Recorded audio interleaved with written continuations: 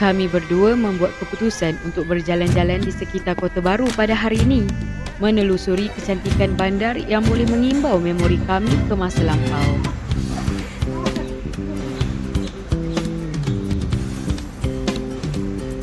Kota Baru, sebuah bandar di mana tradisi dan moden berjalan seiringan.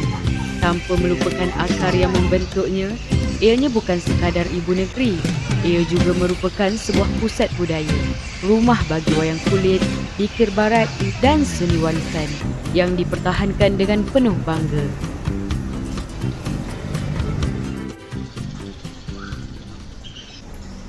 Bestnya KB ni korang kena jalan kaki lah. Pastikan ada niat. Pastikan ada niat. Tanpa niat takkan jalan. Niat dan air.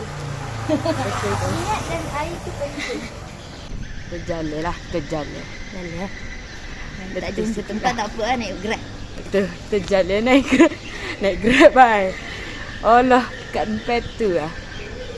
Nak oyaknya lah. Cek Kelantan pun. Tapi bunyi siya kalau Kelantan dengar lah.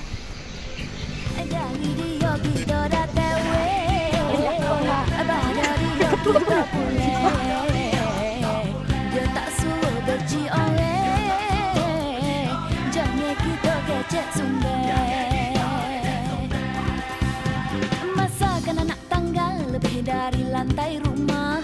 Ada yang tak kena tegurlah dengan berhemah. Tempat pertama kami adalah sebuah seni bina di tengah-tengah bandar Kota Baru.